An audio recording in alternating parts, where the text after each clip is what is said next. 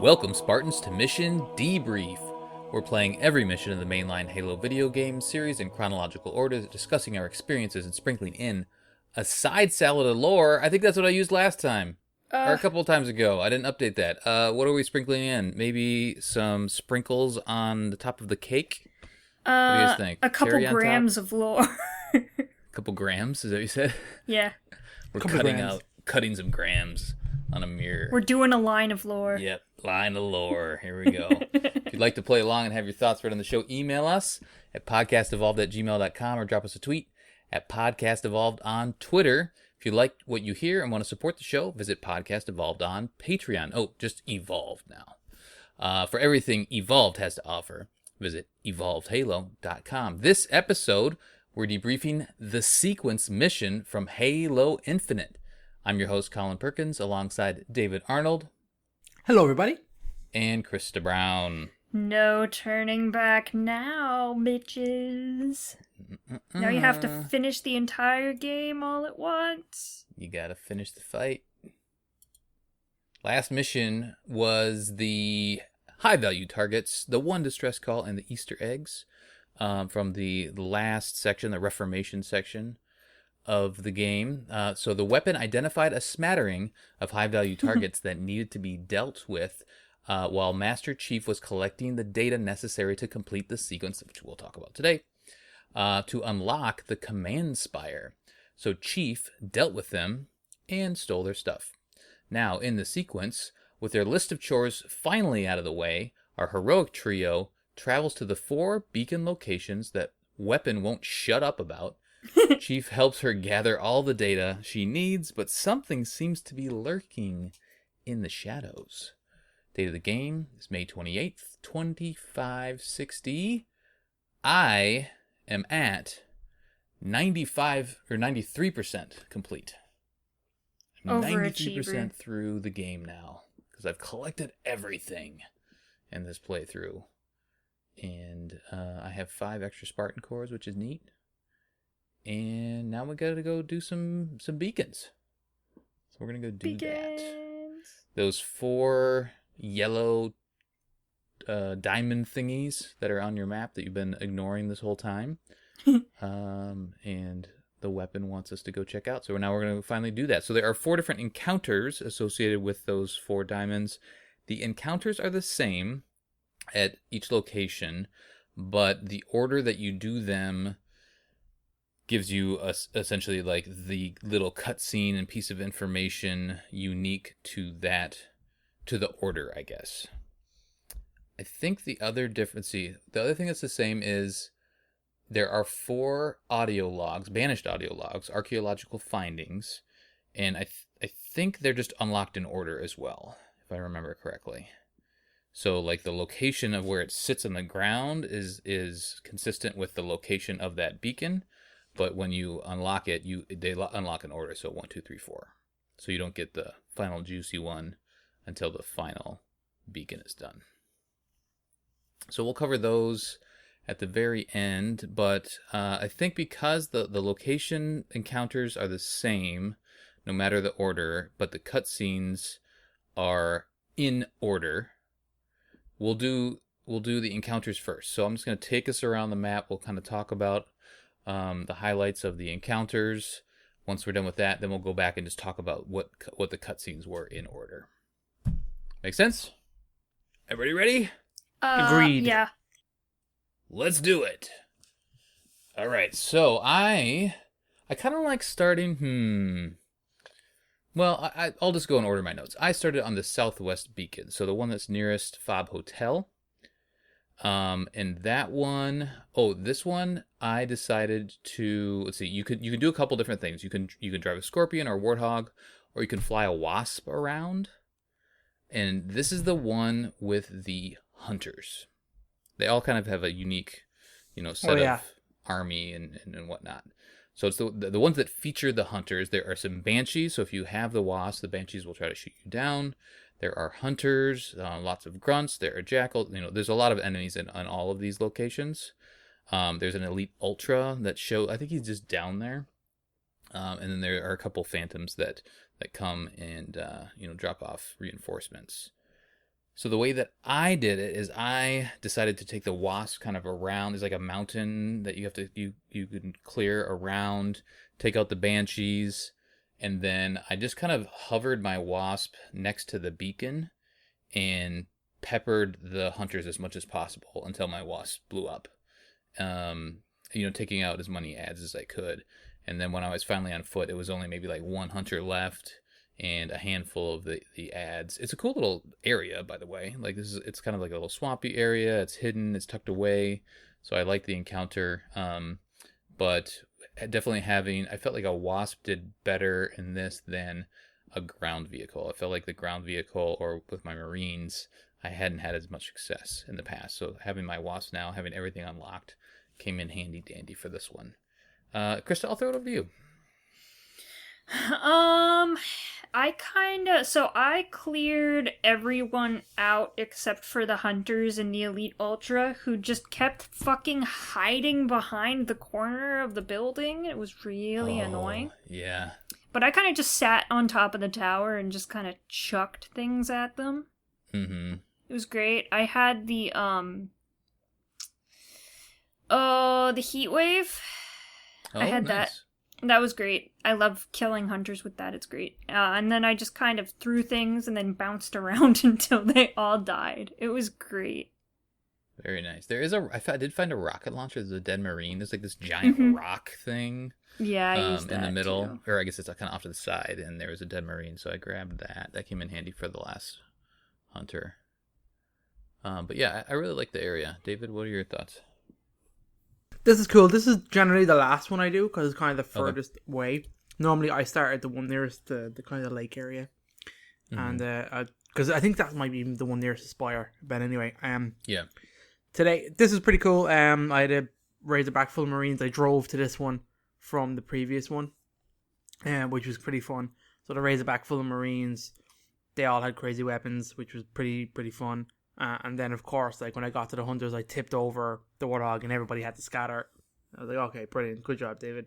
But that was kind of fun. Today was really fun, actually taking this one in particular. I remember it because based on last episode's conversation, I was like, I was going to try the pinpoint needler because I never used it. And holy shit, the pinpoint needler. It wrecked those hunters. Like, isn't absolutely it good? Really? Wrecked them. Yeah, no, I'm on normal, so take it with a grain of salt, guys. Mm-hmm. But like, full 2 clips into 100 just blew them up. It was crazy. It wasn't just going for their heads, it was going for their weak point in their back. So like it just blew them to pieces. I was so surprised. Couldn't get over it. That's good. But other than that, it's cool. It's a great area. I love how it's like there's like a hill in front of it, and that's got like a couple of grunts and jackals on it, and you're approaching it, and you think like you're kind of covered from the hunters, and you come around the corner, and then they just wreck you because they're sitting there waiting at the 2 kind of entrances. I really like the layout of this. It's really fun, and I had a good time today. And then bunch of my Marines died, and then like 3 random Marines are like in the woods in front of it, so like they're just hanging around, and they just ran over and joined in. So it was pretty cool. It was a good little firefight I had going on today. Very cool. All right, let's move on. The next one I did was the North Beacon. I'll call it the North Beacon.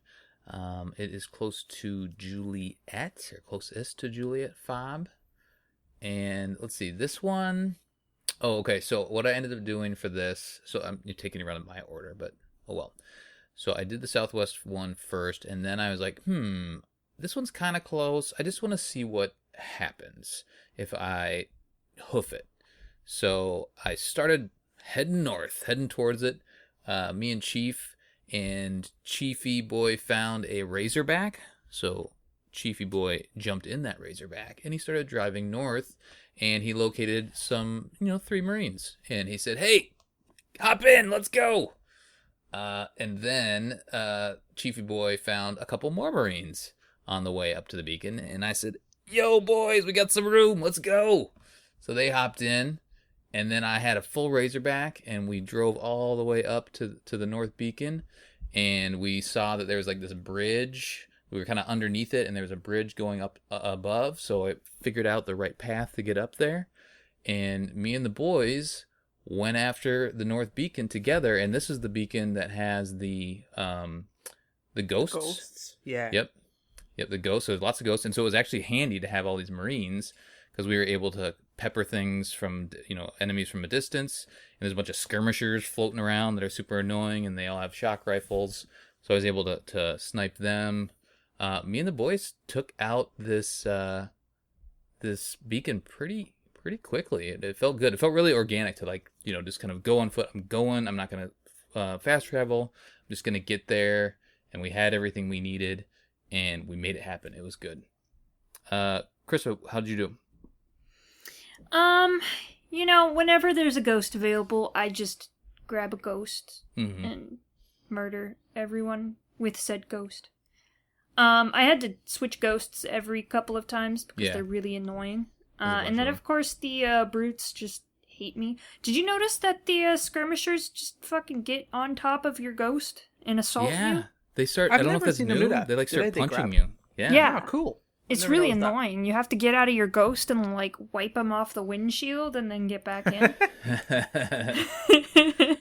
So, that was interesting. But, yeah, mostly, this one wasn't very difficult for me. It was just kind of a lot of ducking and diving. Yeah.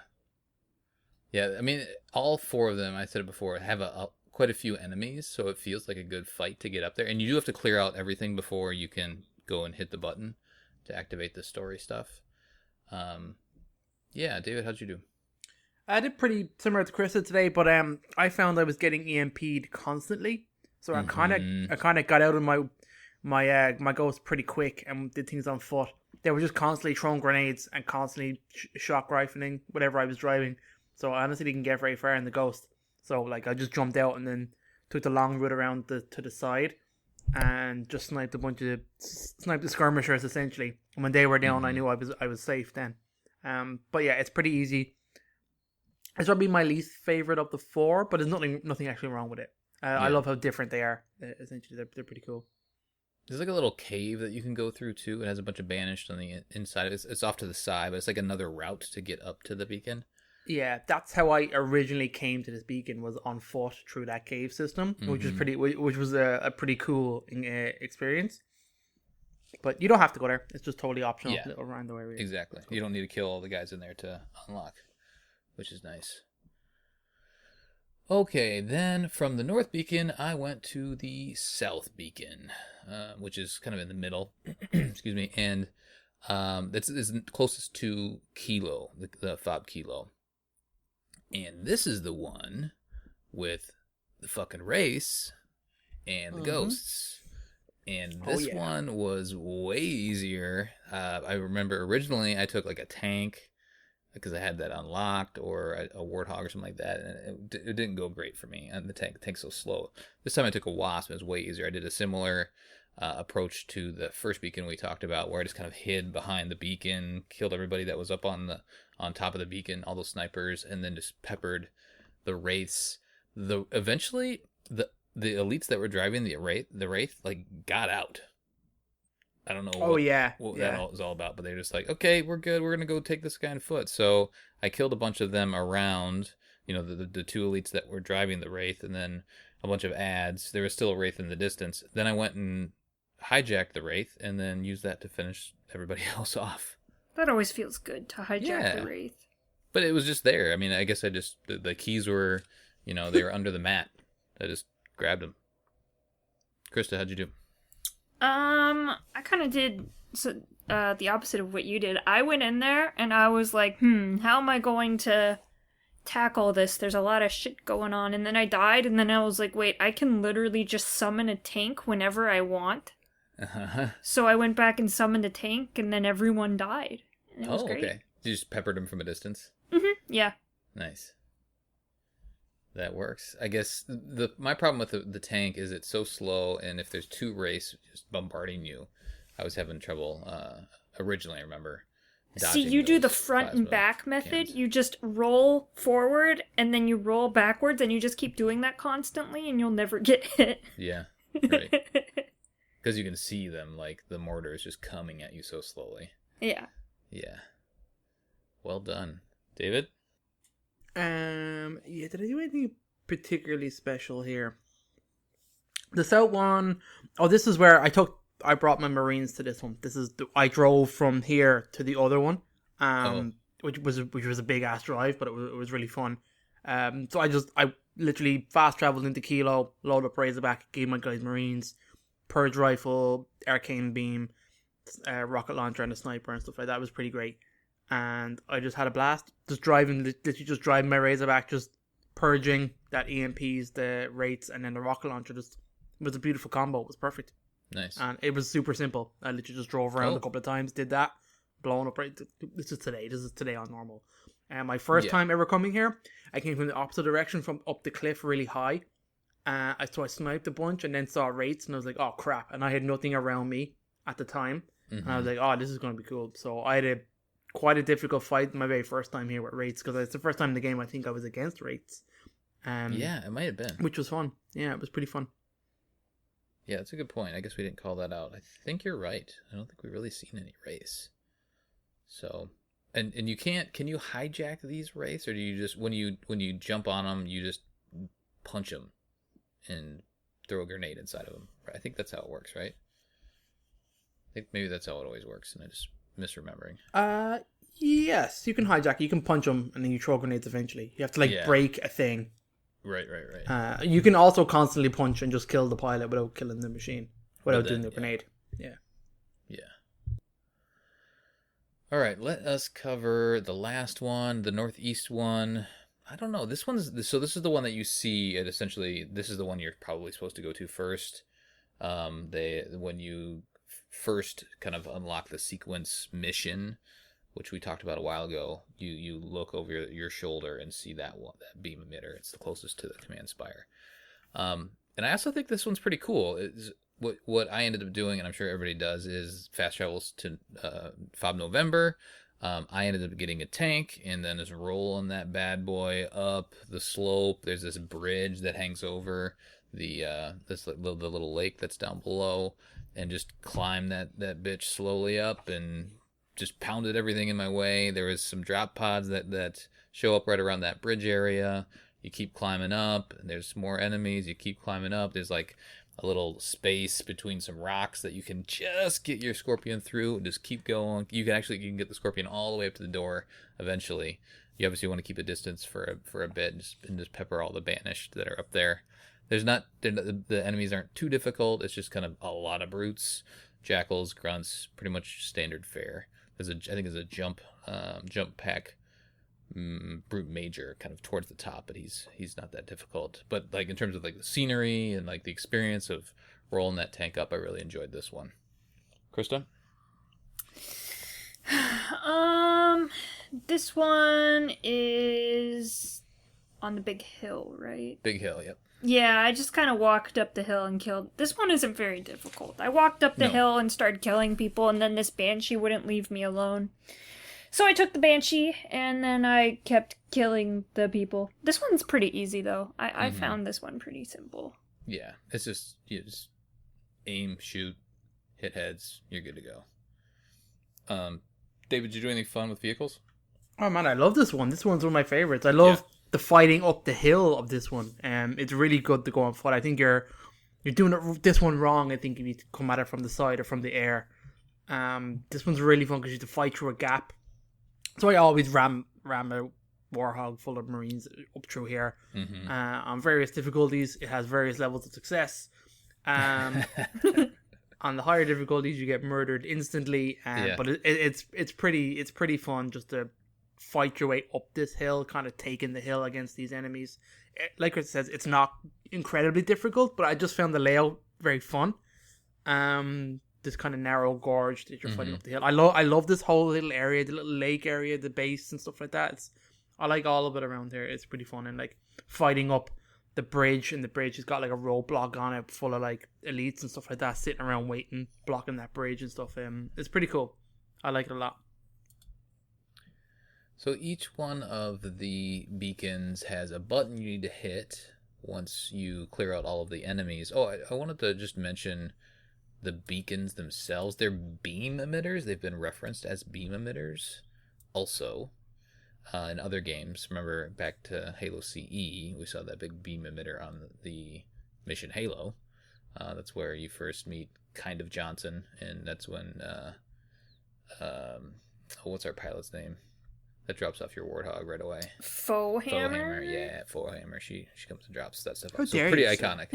I know. It's one of the most Foehammer. iconic like buildings in Halo, I would say. Like it's everywhere. Yeah. But I'm on the beam emitter website or webpage on Halopedia, and it says explicitly, the exact function of these machines is unknown. Yep. They keep changing it. That's probably why. Yeah. It says on Installation 07, Zeta, the beam emitters serve as communication beacons, but they do other things on other rings. So they're cool looking for a lot of things. They're just sci-fi buildings, you know? Yeah. They're just there to look cool, you know? Mm-hmm. Look, you're in a sci-fi world. This is a beam emitter. Wow. Super neat.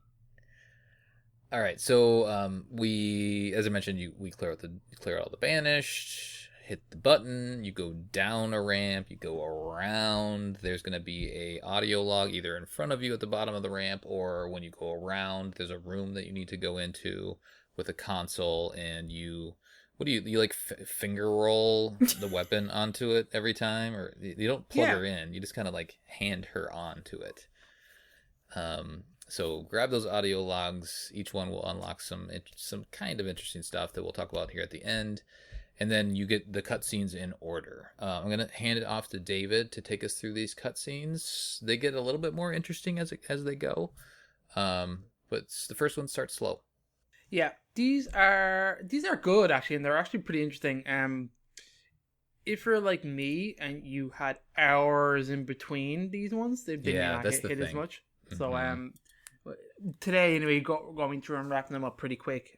They flow really nice in with each other. Yep. So essentially, Cortana is going to these beacons to pull code, and she needs to build this code together to open the door, essentially to get into the main spire. So the first time she just does, I'm going to say I'm not particularly impressed with it, because like I'd like to see what she sees a bit, because she's just waving her arms around here, and it's not visually very interesting. I feel like they kind of missed a beat here. So anyway, she just says, we need to get more samples. She thought it would be easier essentially, but it isn't. And then she kind of has a weird feeling. She kind of looks over her shoulder and she's like, I just feel like somebody's watching me maybe. And then she kind of just goes. Yeah. Like the Michael Jackson song. Yeah. Real quick, before you go into the second one, there is some dialogue in between. So when you finish the first one, there is a conversation between the weapon and the pilot, just talking about like family. Echo pops in and says, "Hey, Chief, you got any family out there?" He's like, "Nope." And he's like, "Okay, well, what keeps you going?" He's like, "It's all I know." And then that may be the second one. Anyway, so there's that conversation, and then Echo, the pilot, also confesses that his family's dead, or I don't know how he knows that they're dead, but they're he just says not anymore. That's all. Yeah, that's a good point. That's a good point, because the game starts with him looking at that little hologram of his family, but he says he doesn't have any family here. So that means either he knows they're dead, assumes they're dead, or that was somebody else's family. he just found the puck. I mean, he stole could have. everything. I mean, he could have. Who knows? All right, keep going. Okay, so the second one, when you get there, the weapon does her same kind of thing. She's just like, this doesn't take long. She flicks her arms around and like pulls this little data in. She's doing Reiki. I just realized that's what she's doing. She's doing Reiki healing to pull this code in. She's cutting cords, flipping her arms around. One kind of gets stuck, and she's kind of forcing herself to push it. There's like a yellow flash. She drops to her knees. Chief just kind of like whips his weapon around. It's kind of useless. And he's kind of just looking for status. Doesn't know what the hell's going on. She kind of wakes up and goes, somebody pushed back at her and then scanned her, essentially. Mm-hmm. So I guess like we kind of know what's going on here. Obviously, this is the Harbinger scanning, trying to figure out the weapon. Because obviously she's very intrigued, and it all comes to a head pretty quickly if you move on to the next beacon pretty quick. Yeah. So that was. So I think that is the third one where she Is that the falls third on her knees. Yeah. There isn't a second one here. The second one is video just I'm the looking at. one where she like looks over her shoulder and is like, I think somebody's watching me. Well, then, is there a first one? The first one's super quick. Yeah. That's I probably think why it's not you in squish this. the first two Sorry. together. Yeah. Apologies. First. Yeah, So no, that's in the- fine. Yeah, in the replay I'm watching, there isn't a one there. Okay. The third one that we just talked about, where she falls, she falls on her knees at the last one, right? No, in the third one. The last one is when. Okay, that's right. Okay, so the third one, she falls to her knees. There is a yellow thing that shows up. Yeah, there's a yellow flash. And are we led to believe because like the Harbinger's Silex is yellow that was the Harbinger? That's what I thought, especially because the cutscene before this talks about how she figures out that the weapon exists and that she's intriguing and that she's looking into it. And so I very much got the impression that whatever she had done here, and it kind of comes to a head in the next scene where the weapon kind of explains, oh, she wants me to do this. She wants me to put the code back together to get into the door so she can also get into the door, into the spire. It just gets a little confusing here because like she's looking, it's like somebody's watching her, and then you're picking up these audio logs where Despondent Pyre is talking, and you've seen Despondent Pyre, and Despondent Pyre's dead, and you know the Harbinger is also plugged into the Halo somehow. So like, you're not really sure. It's not super clear, and maybe it's supposed to be unclear. I don't think so, because like I also thought my first playthrough I was like, oh, what is this? Is this something else? Is this another it could be something completely different that we don't know about. I was waiting for something else to be in the system and not just like the Harbinger. That's what I thought originally. Yeah. Yeah. So the third. Take us home to the last one then. Yeah, the last one, or the fourth one, I guess, is pretty quick and easy, but kind of sets up something very interesting that I think we've seen kind of John do before. So he kind of puts her in. She does her pulley scan. She's like, "Get ready. This might be a trap." And kind of nothing kind of happens, and she's like, "Oh, that was easy. Nothing kind of happened." But then she kind of figures out what it is, that it is a trap essentially, because Corner refers to her as she's trying to find out what I am. Mm-hmm. So that sentence to me makes me think, okay, it's the Harbinger. Yeah. And then it's trying, because right now they're at a deadlock where Chief can't get in and neither can she. So Chief is like, okay, we maintain the deadlock. And then we just don't break the deadlock, and then she can't get in and we save the day.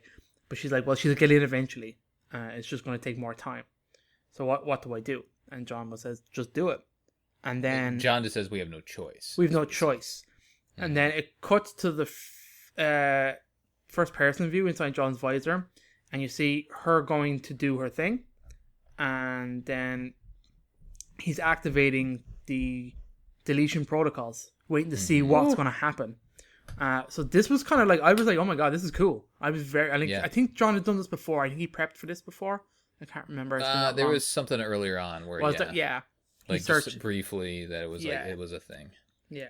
So his passcode is Red Flag, which is pretty dope because that's the first code word of the original mission for Halo Reach. Yes, it is in Halo Reach. It's pretty cool.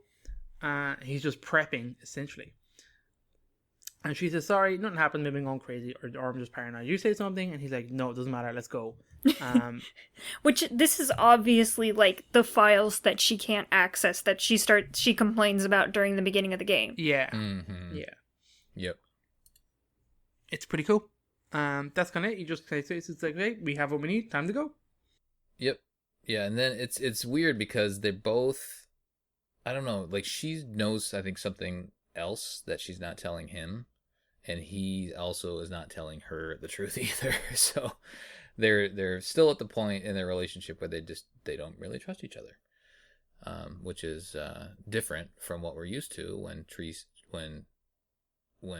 Chief completely trusts his AI Cortana, and she is obviously looking out for his best interest or humanity's best interest as well. But she also knows that he can do anything. So it's a different relationship, and we're still feeling each other out. Really, it's been the first day that they've met and hung out. So, Krista, you have any other thoughts about these 4 little cutscenes? I mean, it's pretty self-explanatory, right? I mean, there's not the biggest thing that comes out of these is the distrust that Master Chief has for the weapon, which has kind of been building to this, but now it's like, it's not subtle anymore. It's like hitting you over the head with it. Like, Master Chief does not trust the weapon, and he might kill her if he wants to. So and that was her point. Like, remember she came on, she's like, oh, I should be dead. Why aren't I dead? So she almost was like enabled him to do that at the beginning, but then he found a reason to, partner with her. But now he's at the point where he's like, maybe we should actually do that deleting thing. Yeah, and this kind of opens in a huge dynamic for the rest of the story, too. So this is just setting up, like, kind of a couple events that are about to happen, which is super cool. It got me real tense, like, first time around. I was like, holy shit, like, what's happening here? Yeah, there's some interesting cinematography, too. There's a point, one of the scenes, I'm trying to find it in my notes, I'm not finding it, where I think she knows that somebody's looking at her. She's like, somebody's watching. Let's see. Yeah. So the second one, Chief is like looming over her and like looking down at her, and I felt like that really hammered home that he is just being very cautious and almost like a micromanaging boss, right? He's like over her shoulder, like, what are you doing? And we've seen this at a few different times, how John treats her. And I love how they play with it, because they do a super good job of, initially you think it's concern, but it's actually distrust. Mm-hmm. And like, it's such a great, when that clicks and you see like, oh, John's not just being super cautious because he's worried about her. He's being super cautious because he's like, she could turn rogue in a second. He's ready to delete her. And I was like, oh, this is the tenseness in this is so good. Yeah. I like it. All right, so we now have... Oh, wait, there was one other thing I just wanted to call out, just so it was clear. She said... Doesn't she explain what the Harbinger exactly is trying to do? So this is a trap. She's trying to find out what I am, trying to use me to break the deadlock, start the spires. My routines plus the monitors. That's what she says, yeah. So she's trying, so the Harbinger is, again, that's the she. She is trying to, must be like capture or, I don't know, download or use the weapons, she says, routines, as along with, so it's essentially the same thing that the weapon is doing, the Harbinger is also trying to do. Okay. Makes sense. Yeah. Okay. So now we go to the command spire where we first got stonewalled by, when she was snapping and she didn't have any luck. And then that was the reason that we had to go do all of our chores and do the sequence. So now we got to go back there. When you go back, just take a wasp. It's way easier. If you haven't unlocked the wasp, then you have to go through a barricade. When you get down there, the bridge that was, I guess, down folds up. And you do have to fight through the barricade and go hit a button to make the bridge go all the way across again. So, again, Wasp is way easier. Do that. You fly over, and then there is some reinforcements that get dropped, some elites. There's an Elite Ultra that gets dropped, and he goes invisible, and he's super annoying. But if you have Wasp, it's usually not too bad. So that's the final encounter, and then you go and hit the button from, way back when we came over here, same exact button, and then the doors open. And we have essentially completed the sequence. Now, guys, did you get this today? Because I'm looking at it on my screen, and it did not happen in my original playthrough. So they've added a warning. The game pauses, and a warning screen pops up and says, if you continue from this point on, you cannot backtrack. Good. The main story is completed. Yeah, brand new, but definitely never there before. I'm looking at it right now. When you walk in the door and try to go down the corridor, good. It tells you if you want to go collect additional Spartan scores to upgrade your equipment, you should do that now before progressing. And the only option you have is OK. And when I hit A, I'm just in the corridor, doing whatever I want. I can go back outside and play the rest of the game. So I'm really glad they added that in. Yes, that's not there originally. There. No. I played earlier this morning before they updated. We're now in season 2, and that wasn't there. So, that was part of the update. Just be today. Mm-hmm. Interesting. I'm going to say I'm the first person in the world to find that message. That's what I'm going to say right now. Verified. Yeah, that's a good addition. But so yeah, like we've talked about, can't go back to upgrade or find stuff or do anything like that after this point. So point of no return. And you now. can't bring any Marines with you, which is a big boo. Because I brought them up. They don't come in. They don't follow you down. They don't deserve to see the ending of the game. Yeah. That'd be amazing if you could bring one all the way man, it'd be so dope if I could bring a full team of Marines and just try to keep them alive as long as I could into the game, into the end game. So the last little bit of dialogue is, once you kill everybody, the weapon says, all clear, gives Chief a pat on the back, and then she opens the door, and she said, it worked, obviously, and never doubted for a second, because she's all sarcastic. And then it says, she says, this structure under the ring itself is called the Nexus. So we're not going up like we did in the last one. We are going down to the Nexus. I don't like when we go down in Halo games. It's usually not a good thing. Yeah, I mean, because when we go down, we find flood. Mostly, yeah. Things. So we are going down, and I am excited to find out what is down. No. Chief says, asks if the Harbinger's here, and the weapon says she is, and Chief says, good, let's go say hello. And then we go down, and then we hit a button, and it loads the next mission, and then we can't turn back. The Nexus has begun, and we're there. So, yeah, so interesting. We've never done anything like this in Halo as far as I guess earlier in the game we have, but nothing where, like, here's this open space, go do a bunch of stuff, and then do these things along the way, and then come back. I feel like it was Halo interesting. From Halo CE. Yeah, I guess the first mission, you could say that. Or the second, the second mission. It's first game, second mission. It's literally the same mission. It's kind of like that. Yeah, that's a good point. I guess maybe a little bit of the Silent Cartographer too, but that you did have to do it in a certain order. This one's kind of open. Yeah, I guess Halo. This just felt, obviously it is bigger, so it was harder to compare the two. Plus, you get lost. There's so many other things to do along the way. I felt like that is the miss, though. Like David mentioned, it's cool that they all, the cutscenes happen in order and all that sort of stuff. But if there's been hours and hours between the cutscenes, it's not going to hit as much as they had hoped. All right, let us rate the mission really quick. David, sequence? I'm pretty high on it because it's one of my favorites, and this is where I spent the majority of the game. So, like, I have kind of a biased opinion on it that I did so much in this area. Like, I did all my collectibles, and I had such a blast doing it. It's pure Halo. It's just 4 super unique,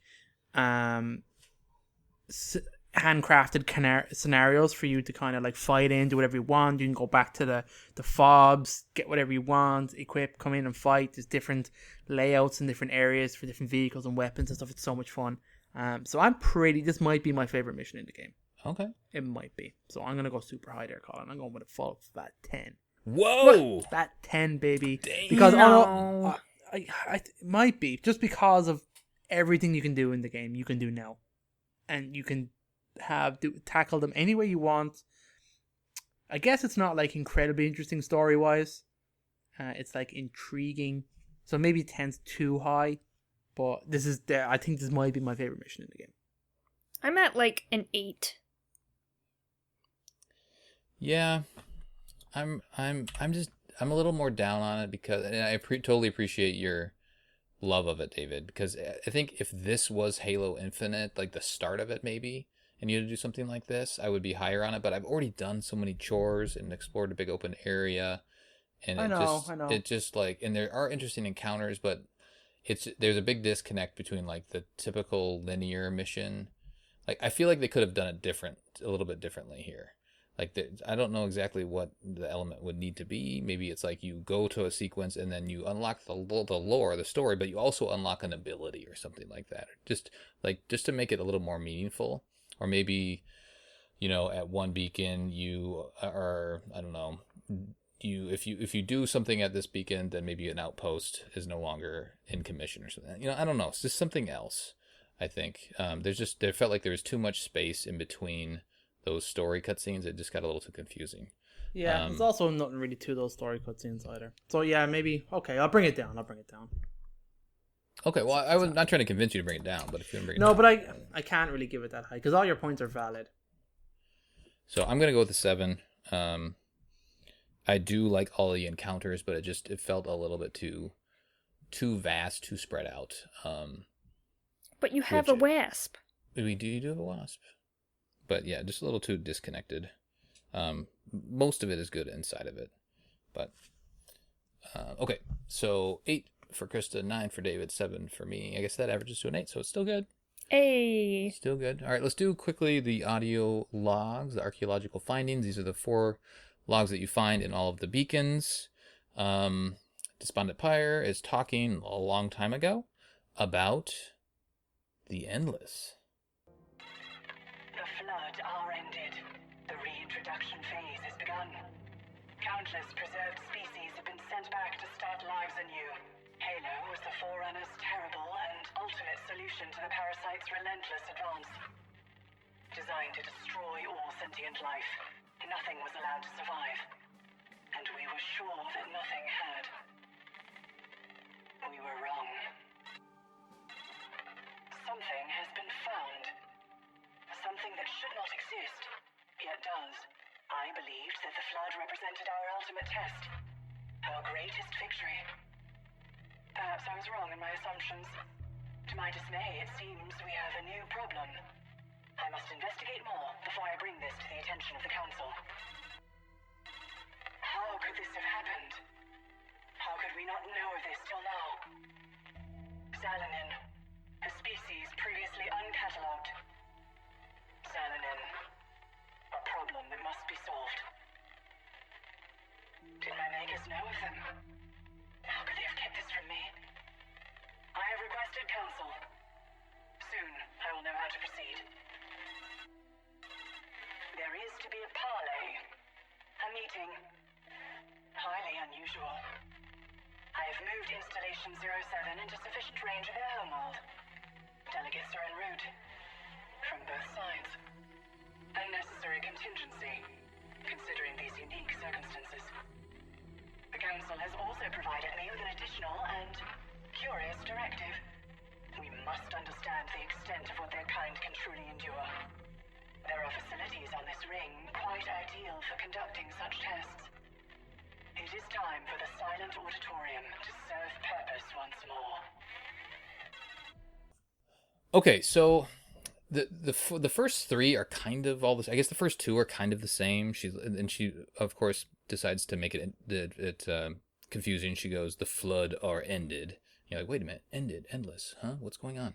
So she's like comparing the endless and the flood, or this thing, I guess she doesn't know anything about, in the first 2, and then she names Xalanin, which is the race of the Harbinger, in the third one, which are perhaps the Endless. And so she talks about that a little bit, like this new race that popped up and they had no clue after the rings were fired.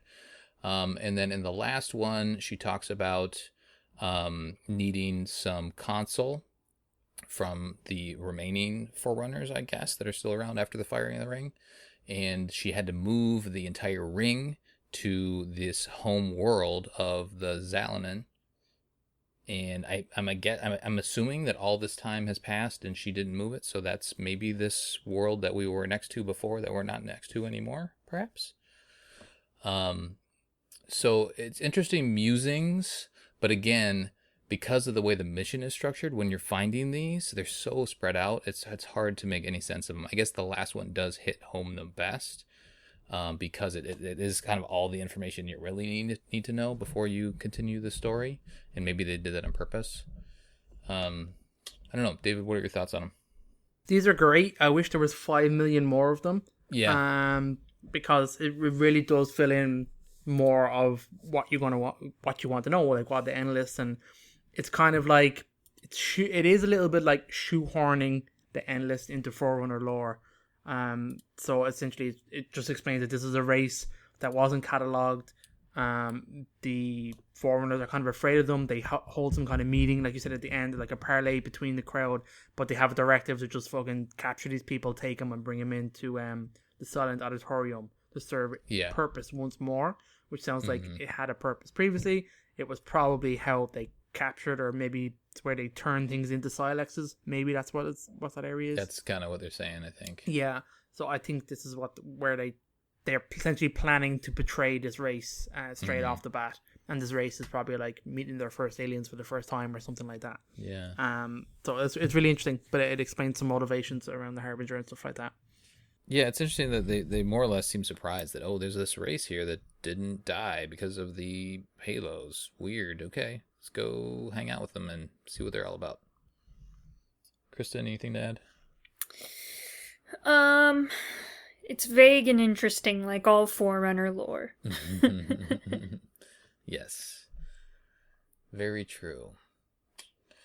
Okay, why don't we do the community quick, and we will get out of here. Yeah! Krista, I'll hand it to you first. Yep, let me pull up the Discord. Hopefully they weren't pitches this time. They were alright. I know. Alright. Colin has asked us, what's the best weapon in Halo what's the best Halo in Halo Infinite? Yes. What's the best weapon in Halo Infinite? Question for Mission Debrief, Halo Infinite, the sequence episode. I'll just note, before you start, that weapon, so I didn't include an image on purpose, and I capitalized weapon on purpose. And nobody got it in Discord. No, they're simple people, you know? They want to talk about boobs and butts. That's right. Well, then that should have been the answer. They would have gotten it right. All right. Non-profit organization says, until they remove it, the Scorpion gun. Rest in peace. Matt says, black eye in my fists. It's a skull. Dezuto says, brown eye in Matt's fist. Let's see. Caliber says it's a tie between the sniper and the cinder shot. They're the main weapons that carry through the game. I love the sniper. It's fantastic. General Zad says the BR for me. The BR is fantastic as well. Jedi Spartan 38 says Scorpion Gun, RIP, or the Arcane Sentinel Beam. That's a good one.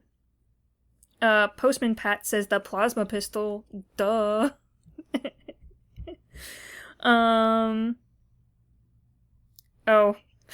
Alright, the non-profit has also complained that there aren't more weapons in Halo 5 than... They didn't bring in more of the weapons from Halo 5 like the Saw, so... Yeah, we'd like to see the Saw. We'll see it eventually, I think. The Pesky Bird says T-posing Master Chief. That's great. Reclaimer says upgraded sidekick is my go-to, and I love the sniper. We got a lot of BRs, of course, because it's good. And looks like that's about it. Thank you guys. Oh my goodness, it wasn't terrible to go through. No. I love that. Clean a little bit. kind of clean. But you didn't get it, guys. You didn't get it. They didn't get the joke. Maybe somebody on Facebook got it. Got a good few comments on Facebook, so I'll go through them as quick as I can, guys. What's the best weapon in Halo Infinite? Question Mission Debrief. Halo Infinite, the sequence episode from Colin Perkins Admin, April 26th, 10:48 p.m. Jimmy has the correct answer in the first answer. Well done, Jimmy John. It's the Razorback Marines and the Arcane Sentinel Beam combination. Armando says 2 people having a beer can be better than any weapon, or resolve any conflict in a weapon it can. Richard says the sacrifice of Marines. Randy loves the Arcane Sentinel Beam, and Sidekick on Lasso worked pretty good. That's pretty crazy. ASB Strip Marine, Sidekick to finish. Kyle says 1-shot kill with the shock rifle. It's extremely satisfying. It is very good. Timothy Welch says the power button. Ian Francis says the friends we made along the way, which was a very popular answer. Well done, Ian. Wayne says the Breacher rifle. I love the power rifle. It's so good. I use it a lot, the Breacher battle rifle. Chris says big fan of both Stalker rifles. Manny says the answer, the Saw variant, once the weapon in DLC drops. 100% Annie, that is the correct answer. I love that too. Dickie loves the Ravager. Dave says the weapons positive outlook and Chief's can-do attitude. So Dave Madlockley, you were close. You know, does he get a prize, Colin? We'll see. Alexander says the AR, now that it can actually register headshots. He thinks this version of the AR is the best one. Brad got it. He says the weapon. Well yeah, done, Brad. Prize to Brad. Colin's going to send you some prizes. Yep. Who knows what Send it me is. your address. I'll ship something out. Luke Edwards says the BR-75 Breacher. It's incredible. I love it too. Well done, Luke. Lucas says the preseason patch is the tank gun. Post is the Arcane Sentinel beam. Razorback full of Marines with them. Hell yeah, it's so good. Chris says the pilot's kung fu skills 343 nerfed this before launch. Chuck Norris answers to him. Cameron says I really like the skewer. The skewer is pretty good. You have a massive answer there, Cameron. Oh yeah, okay. Yes, pretty good. Sorry, we gotta go. He's telling the story of seeing a whole bunch of vehicles at one shot. That's pretty impressive. Well done, dude. Steve says the tank gun. And Justin says finally, the BR, now and always, 100% bias in effect. So thank you all, guys. Super Absolutely. responses in there. Well done, and congratulations to Brad. I think Facebook won that one. Way to go, Facebook. Absolutely. Facebook's superior community. Damn it. Go. That would do it for a debriefing of the sequence mission from Halo Infinite. On the next episode, we'll be debriefing Nexus. Ooh. No more returning. We're going forward. The rest of the game. Here we go. Send us your thoughts at podcastevolved@gmail.com or drop us a tweet at podcastevolved on Twitter. You can also support the show by visiting Evolved on Patreon. For everything Evolved has to offer, visit evolvedhalo.com. Until next time, Evolve. Evolved.